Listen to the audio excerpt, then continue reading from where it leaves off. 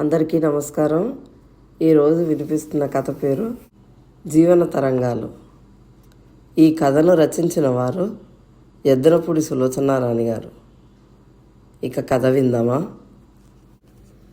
మీకు నేను కావాలా, వాళ్ళు కావాలా? బాగుంది, కుడి కన్ను కావాలా, ఎడం కన్ను కావాలా అంటే ఎవరైనా ఏం చెప్పగలరు? సుందరమ్మ ఆవేశంగా చూసింది. రోషంగా అంది, అంటే అంటే నేను మీ వాళ్ళ సమానం అనేనా మీరు చెప్పేది? ఇప్పటికైనా అది అర్థం చేసుకొని ఇక నోరు మూసుకుంటే సంతోషిస్తాను. సుందరమ్మకు ఏడుపు ముంచుకు వచ్చేసింది. ఆ పాపిష్టి వాళ్ళు నేను మీకు సమానమా? ఇదేనా మీరు చెప్పేది? సరే, ఇవాళ మీరు నా శవాన్ని చూడకపోతే చూడండి, ముక్కు చిరున చీదేస్తూ అంది. చస్తా అనే రోజుకు 10 సార్లు బెదిరించే వాళ్ళు ఎప్పుడు చావరే. నీకు ఇక్కడ ఉండనిష్టం లేకపోతే డబ్బిస్తా, తక్షణం బయలుదేరి మీ పుట్టింటికి వెళ్ళు. అక్కడ నీకు కాటికి కాలు చాచుకున్న మీ అమ్మ ఉంది, మీ అన్నయ్యలు ఉన్నారు, తమ్ముడు ఉన్నాడు. సావిత్రికి నేను తప్ప ఇంకెవరూ లేరు. నా కంఠంలో ఊపిరి ఉన్నంత వరకు అది నా దగ్గర ఉండాల్సిందే. పదే ఈ విషయం ఎత్తి నన్ను విసిగించవద్దని నీకు ఇప్పటికి 1,00,000 సార్లు చెప్పాను. ఇప్పుడు ఆఖరిసారిగా చెప్తున్నా, ఇక నన్ను అనవసరంగా చికాకు పెట్టకు. శంకరయ్య నిర్మమాటంగా తేల్చి చెప్పడంతో సుందరమ్మ క్షణం సేపు నిర్చేష్టురాలై ఏడుపు మర్చిపోయినట్టు అలాగే నిలబడింది. తర్వాత కోపంగా చూస్తూ, అంతేనంటారా అంది. అంతే. సుందరమ్మ ఒక్కసారిగా కింద చతికిలబడి ముఖానికి కొంగు కప్పుకొని గుండెలు బాదుకుంటూ, అయ్యో దేవుడా, నేనేం చేతుండ్రా? నా సంసారం పొట్టన పెట్టుకుని నా మొగుడిని నాకు కాకుండా చేసేందుకే వచ్చిందమ్మా ఈ శనిగ్రహం. ఈ పీడ వదిలే మార్గం చెప్పండి నాయనా అంటూ ఏడవసాగింది. నోరు ముయ్యి అరిచాడు శంకరయ్య.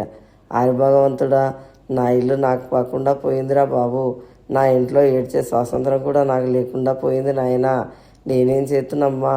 నా మొహాన ఇంకా ఏం రాసి పెట్టావో చెప్పరా తండ్రి. ఇవాళ నీ వీపు వాతలు తేలాలని మాత్రం బాగా రాసినట్టున్నాడు. కొడతారా? కొట్టండి. ఒక్కసారి గొంతు పిసికి చంపి అవతల పారేయండి. అందరికీ నా పీడ విరగడవుతుంది. అందరి కళ్ళు చల్లబడతాయి. నువ్వు నోరు మూస్తావా లేదా ముందు?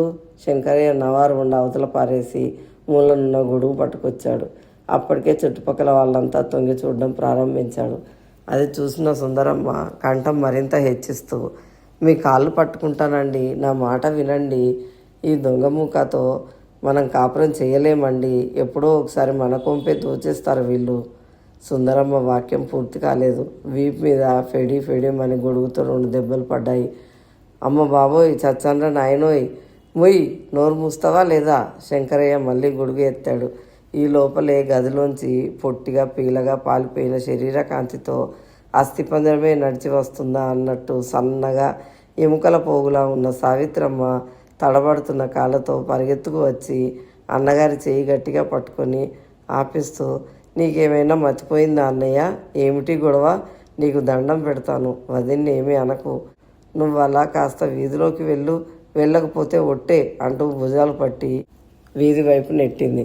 శంకరయ్య చెల్లెలు చేయి విదిలించుకొని సుందరమ్మను తీవ్రంగా చూస్తూ, నేను ఎదురుగా ఉంటే ఎక్కడలేని వాగుడు వస్తుంది. నేను అసలు ఇంటికే రాను. మీ చావు మీరు చావండి అంటూ చిలక్కోయనున్న ఉత్తరీయం తీసుకొని విసురుగా బయటికి వెళ్ళిపోయాడు. వదిన, మమ్మల్ని క్షమించు. సుందరమ్మని ఓదార్చడానికి, అనునయంగా 2 మాటలు చెప్పడానికి అటు రాబోయింది సావిత్రమ్మ. సుందరమ్మ మండిపడుతున్నట్టుగా ఆడపడుతున్న చూపులతోనే దూరంగా నిలబెడుతూ పురుగును చూసినట్టు చూసి, నా మొగుడికి నాకు కాకుండా చేసిన నీ నాటకం ఎవరికి తెలియదు? నీ సంసారం నట్టేట్లో కలిసింది. నాది నాశనం చేయడానికి తయారయ్యావు. నీ పీడ నాకెప్పుడు విరగడవుతుందో అంటూ మళ్ళీ 2 చేతుల్లో మొహం దాచుకొని, నేనేం చేయనురా బాబు అంటూ శోకనాలు లంకించుకుంది. సావిత్రమ్మ క్షణం సేపు వెరిదాన్లా చూసి ఆ తర్వాత మెల్లగా గోడను ఆధారంగా చేసుకొని నడుస్తూ తడబడుతున్న అడుగులతో తన గదిలోకి వెళ్ళిపోయింది. శంకరయ్య ఇంట్లోంచి బయటికి అడుగు పెట్టగానే అప్పటి వరకు చోద్యం చూస్తున్న అమ్మలక్కలంతా చేస్తున్న పనులు ఎక్కడివక్కడ వదిలేసి విలవిల్లాడుతూ పరిగెత్తుకుంటూ వచ్చి సుందరమ్మ చుట్టూ చేరారు. అందరూ తలో విధంగా పరామర్శ ప్రారంభించారు. ఏమిటమ్మా గొడవ? అసలు ఏమైంది అంది ఎదురింటి మీనాక్షమ్మ. నీకు తెలియదా? ఆవిడ మేనల్లుడు చందు అరెస్ట్ అయ్యాడు. నిన్న రైల్లోంచి దిగిన ఒక ఆయన బ్యాగ్ కొట్టేయబోయి పట్టుబడ్డాడట. సుందరమ్మ తరపున ఇంకో ఆవిడ సమాధానం ఇచ్చింది. అమ్మో, అంత పట్టపగలే? అడిగిన ఆవిడ కనుబొమ్మలు ఎత్తి గుడ్లు పెద్దవి చేసి గుండెల మీద చేయి చేసుకొని ఆశ్చర్యం అభినయించింది. అయినా అసలు అదేం బుద్ధమ్మ, దున్నపోతుల వయసులో ఉన్నాడు, కూలీ నాలి చేసుకున్నా గిడుతుందే రోజుకు 5-6 రూపాయలు, కష్టపడడానికి ఒళ్ళు వంగద్దటమ్మా. అవునులే, ఒకరోజు ప్రాణానికి తెగిస్తే 1 నెల రాజులా కాలు మీద కాలేసుకొని తినొచ్చు. ఏమిటో పాపం, ఇంతకీ ఈ పిచ్చిమా తల్లి మన సుందరమ్మకే వచ్చినాయి తిప్పలు. తిప్పలేమిటి తిప్పలు, గెంటి అవతల పారాక ఒక ఆవిడ సలహా ఇచ్చింది. బాగుంది, ఆవిడ మాట సాగద్దు. ఇంకో ఆవిడ దీర్ఘం తీసింది. ఏమో బాబు, దొంగ మనుషులతో కాపురం చేయడం మహా కష్టం, ఎప్పటికైనా గుండెల మీద కుంపటే. అదేగా ఆవిడ బాధ. అయినా అసలు ఈవిడ వెర్రుబాగులు తెలియద్దు, అదే నా బోటిదైతేనా. మరో ఆవిడ సుందరమ్మ జుట్టు సరిచేస్తూ వీపు నిమురుతూ ఆప్యాయంగా అంది. ఎందుకు వచ్చిన గొడవమ్మ ఇదంతా? అనవసరంగా నీ ప్రాణం హైరాణ అవటం తప్ప ఇంకేమైనా ఉందా? నీ మొగుండి మాట వినడు, అది నిజం. ఆయనకి చెల్లెలు ఎంత చెబితే అంతే. అది తెలిసి కూడా కాపురం ఇలా బజార్ని ఎందుకు పడేసుకుంటావు? నువ్వేం చేస్తావు? నీ కర్మాన్ని సరిపెట్టుకో. అవును తల్లి, దయాధర్మం చూపించే వాళ్ళకి ఇవి రోజులు కావు. లేకపోతే వాళ్ళకేం వచ్చింది చెప్పు? ఉన్నది కొన్నది వాళ్ళకే పెడతాడాయే. ఆ కృతజ్ఞత అయినా లేకుండా ఆ అబ్బాయిని పరువు ఇలా మంటగలుపుతున్నాడు. ఆ అమ్మాయి చూడపోతే అలాగా. ఎప్పుడు చూసినా షికార్లు తప్ప ఇంట్లో నీకు చిన్న మెత్తు సాయం చేసినట్టు మేమెవరం చూడలేదు అని. ఏమర్రా, నేను అన్నది నిజమేనా అన్నట్టు వత్తాసు కోసం చుట్టూ చూసింది. అందరూ అవునన్నట్టు ఒప్పుకున్నారు. బిడ్డల్ని కనగానే సరే అమ్మ, వాళ్ళని పెంచే నేర్పుండాలి కానీ. మరో ఆవిడ గదివైపు చూస్తూ అంది. పెంచి ఆంబోతుల్లా ఊరి మీదకి వదిలి గదిలో మంచం ఎక్కి కూర్చుంటే సరిపోలా మీనాక్షి అంది. అందరూ పక్కుమని నవ్వారు. ఆ విధంగా అందరూ గడిబిడగా తలో మాట విసురుతుండగా ఇంతలో వాకిట్లో రిక్షా ఒకటి వచ్చి ఆగింది. అదిగో సుందరమ్మ, నీ మేనకోడలు వస్తుంది, ఒక ఆవిడ గట్టిగా అంది. ఇంత పొద్దుటే ఎక్కడికి వెళ్ళిందట? మరో ఆవిడ కంఠం తగ్గించి అడిగింది. ఆవిడకేం మహారాణి, ఎక్కడికైనా వెళ్తుంది. ఈ మహాపట్నంలో వెళ్ళడానికి చోటే లేదా? తీసుకెళ్లే వాళ్ళే ఉండాలి కానీ. ఉష్, ఊరుకో, వింటుంది. వినని, నాకేం భయమా? మొన్న అదేదో ఇంగ్లీష్ సినిమాకి మా వారు పెడితే అక్కడ అప్పుడప్పుడు వాళ్ళ ఇంటికి వస్తాడే, ఆ ఎర్రటి పిల్లాడితో కలిసి కనిపించింది. మనమేం కాని మాట అంటున్నామా? నేను కావాలంటే మొహాన్ని అడిగేయగలను, మీనాక్షి అమ్మ విసురుగా అంది. రిక్షాలో దిగిన అమ్మాయి వయసు దాదాపు 20-22 ఏళ్ళ మధ్య ఉంటాయి. కానీ సన్నగా ఉండటం వల్ల హఠాత్తుగా చూసినా, దూరం నుంచి చూసినా 18 సంవత్సరాల పిల్లలా కనిపిస్తుంది. శరీరంలో లేత తమలపాకు తీగలోని నాజుకుతనం ఉంది. కళ్ళు కవులు వర్ణించినట్టు ఆకర్ణాంతం వెడల్పుగా సుదీర్ఘంగా లేకపోయినా వాటిల్లో సదా సజీవమైన భావం ఒకటి ఎదుటివారి దృష్టిని పదే పదే తన వైపు ఆకర్షించుకుంటుంది. ఆ కళ్ళల్లో, లేడి కళ్ళల్లో ఉండే చపలత్వం కూడా ఉంది. నవ్వితే గులాబీ రంగు పెదవులు విచ్చుకోగా చాలా అందంగా ఉన్న పలువరస బయటపడుతుంది. కానీ సాధారణంగా నవ్వదు. నవ్వకపోయినా పెదవులు బిగించినట్టున్న ఎడమ వైపు బుగ్గల మీద ఉన్న సొట్ట స్పష్టంగా కనిపిస్తూనే ఉంది. జీవితంలో సుఖం కంటే కష్టం, అందమైన భ్రమల కంటే చేదులాంటి యథార్థమైన కఠిన సత్యం కన్న వయసులో ఉన్న కమ్మటి కలలుగానే అంతర్యంలో బ్రతుకుని గురించి ఎలాంటి ఆలోచన లేకుండా క్షణం క్షణం భవిష్యత్తును గురించి భయపడుతూ పెరిగిన దానిలా కనిపిస్తుంది. కానీ గుండెల్లో భావసంచలనం ఎలాంటి ఆటుపోట్లకి గురి చేసినా వాటి అలల తాకిడి ముఖంలో ప్రతిబింబింపనీయకుండా జాగ్రత్త పడగల నేర్పు ఆమెలో చాలా ఉంది. సరోజకి బుద్ధి తెలిసినప్పటి నుంచి రోజు రోజు క్షణం క్షణం పరిస్థితులతో, పక్క వాళ్ళతో, అదృష్టంతో, మేనత్తతో పెనుగులాడటం, పోరాడటం బాగా అభ్యాసం అయిపోయింది. దాంతో వయసుకు మించిన అనుభవం, వాస్తవాన్ని గుర్తించగల వివేకం, ఎలాంటి పరిస్థితినైనా ఎదుర్కోగల గుండె ధైర్యం, సాహసం, చాకచక్యం అబ్బినాయి. పేరు సరోజ అయినా అంతా రోజా అనే పిలుస్తారు. దూరం నుంచి అలా నాజుకుగా వచ్చి పేరులాగా మనిషి కూడా మహా మృదువేమో అనిపిస్తుంది.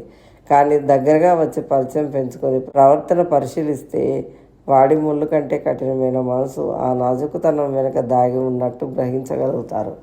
సరోజ రిక్షాలోంచి దిగగానే ఎదురుగా ఇంట్లో మేనత్త చుట్టూ పరివేష్టితమైన మహిళా బృందాన్ని చూసి గతుక్కుమంది. రోజాకి ఈ మహిళా బృందానికి తరచుగా పడదు. రెప్పపాటు కాలం వాళ్ళ గుంపులుగా చేరి ఉన్న వాళ్ళ ముందుకు వెళ్ళి కఠినోక్తులు వ్యంగ్యవచనాలు వినకంటే గిరుక్కున వెనక్కి తిరిగి మళ్ళీ రిక్షా ఎక్కేటైనా వెళ్ళిపోవడం మంచిదేమో అనిపించింది. కానీ అది క్షణికం మాత్రమే. తను పెరుకుతనానికి తనే సిగ్గుపడింది. మరుక్షణం రోజాలో ఉండే ధైర్యం పడిగెత్తి బుసలు కొడుతున్న పాముల తోక మీద నిలిచింది. అవును, నిజంగానే ఆలోచిస్తే తను ఎందుకు భయపడాలి? తానేమి తప్పు చేసిందని? రిక్షావాడు చేతిలో డబ్బులు పెట్టి మళ్ళీ ఇటు తిరిగేసరికి రోజా ముఖం ప్రసన్నంగానే ఉంది. ఎలాంటి తోడుబాటు లేకుండా సరాసరి లోపలికి వచ్చింది.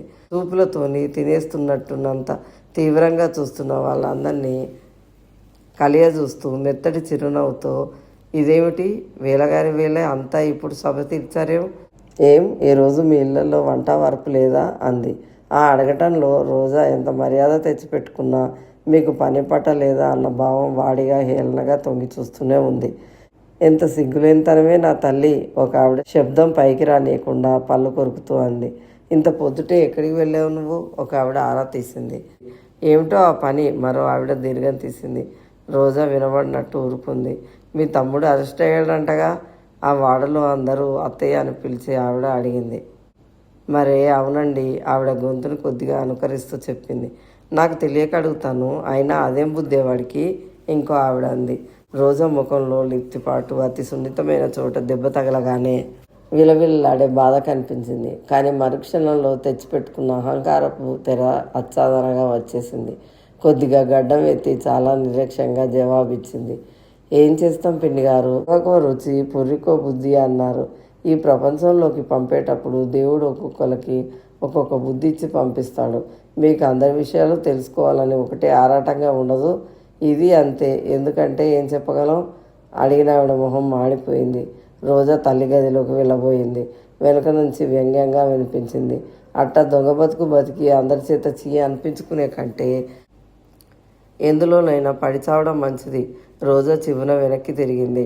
కళ్ళల్లో కోపం పదును పెట్టిన కత్తి అంచులా తలతలలాడింది. అయినా సరే ఎలా ఒక్క గుటకలో హాలాహలంగా దాన్ని దిగమింగి తెచ్చిపెట్టుకున్న శాంతితో సరిగ్గా సమయానికి గుర్తు చేస్తున్న దానిలా అంది. అయితే పిన్నిగారు, అదే నిజమైతే మీరు మనస్ఫూర్తిగానే ఆ మాట అంటే మొదట మీరు మీ వారు ఆ పని చేయాలి అంది. నేనా? మావారా? ఎందుకో మీకు తెలియదా? మీ ఇద్దరూ కలిసి తలచెడి మీ ఇంట చేరిన మీ విధవ చెల్లెల ఆస్తి 6 నెలల్లో హారతి కర్పూరంలో ఎలా హరించుకుపోయిందో, మీ ఇంట్లో హఠాత్తుగా బీరువాలు కుర్చీలు మీ వంటి మీద రాళ్ళ నగలు ఎలా వచ్చాయో, గుండె జబ్బుతో చనిపోయిందని మీరు చెప్పిన ఆవిడ శవాన్ని పోలీసులు రాకముందే దహనం చేయాలని మీరెంత ఆదుర్ద పడ్డారో ఇవన్నీ మాకు తెలుసు అని పక్కకు తిరిగి, మీనాక్షమ్మ గారు, మీరు మీ ఇంట్లో ఉన్న వెండి గిన్నెలు, స్టీల్ కంచాలు, ఇత్తడి చెంబులు ఇవన్నీ మీరు అక్కడక్కడ పెళ్ళిళ్ళలో ఉన్న వాళ్ళ ఇళ్లలో వంట చేసినప్పుడు చాటుగా చేరవేసిన బాపతని మీ వెనక వాళ్ళంతా గుసగుసలాడడం చాలాసార్లు నేను స్వయంగా విన్నాను. ఆ మాట నిజమైతే చెప్పండి, మీరు ఊరేసుకుంటారా, విషం పుచ్చుకుంటారా? పోనీ ఏం చేస్తే బాగుంటుందో పిన్నిగారిని సలహా అడుగుతానంటారా? అక్కడ ఉన్న అందరి చూపులకి అందరి నోళ్ళకి ఒక్కసారి పక్షవాతం వచ్చినట్లయింది. అందరూ చచ్చుబడి చేష్టలు ఉడిగి నోళ్ళు తెరిచి అలాగే చూస్తున్నారు. ఇంతలో గదిలోంచి రోజా, నువ్వు ఇక్కడికి రా అన్న సావిత్రమ్మ గావుకెక్క వినిపించింది. తల్లి గది వైపు తిరగబోతున్న రోజా క్షణం ఆగి వాళ్ళందరినీ చూస్తూ, నుదురు బెదురు లేకుండా, కాబట్టి పిన్నిగారు, ప్రస్తుతం ఈరోజు దొంగ కాని వాడంటూ ఎవరూ లేరు. పట్టుబడినవాడు దొంగ, పడనివాడు దొర, అంతే తేడా అనేసి లోపలికి వెళ్ళిపోయింది. అందరికీ ఒక్కసారిగా సృహ వచ్చింది. ఒక్కసారి గబగబా నలుగురు మాట్లాడేశారు. ఎంత ధైర్యం, ఎంత పొగరు! అసలు మనం సుందరమ్మను ఓదార్చడానికి వచ్చామా, లేక ఈ కుర్ర తెరిపి చేత మాటలు పడడానికి వచ్చామా? వరుస చూస్తే అట్లానే ఉంది. అసలు ఈవిడ వాళ్ళకి ఎనలేని ఆస్తులు ఇస్తుందిలే. బాగుంది, ఇస్తే పుచ్చుకోమను. మధ్యలో మనకెందుకు? వాళ్ళంటే ఊరుకుంటామా? వంట పని చేసే ఆవిడ ముక్కు చిత్తు అంది. సుందరమ్మ వదిన, ఇవాళ నీ మొహం చూసి ఊరుకున్నాను అనుకో, లేకపోతే దాని నాలుక తెగ్గోసి ఉండేదాన్ని. నా జన్మలో ఎవరి చేత ఇలాంటి మాటలు పడలేదు. ఇదిగో ఏమమ్మోయ్, మొన్న నేను నీకు ఇచ్చిన 50 రూపాయలు సాయంత్రంలోగా పంపకపోతే మర్యాద ఉండదు. రండర్రా పోదాం. మనం కావాలనుకుంటే సుందరమ్మ మన ఇళ్ళకి వస్తుంది. మనం మాత్రం జన్మలో ఇంకెప్పుడు ఈ గుమ్మం ఎక్కద్దు. సుందరమ్మ నిలువుగుడ్లు వేసుకొని చూస్తుండగానే అంతా బిలబిల్లాడుతూ వెళ్ళిపోయారు. సుందరమ్మకి ఒక్కసారిగా నిజంగా ఆపుకోలేనంత దుఃఖం వచ్చింది.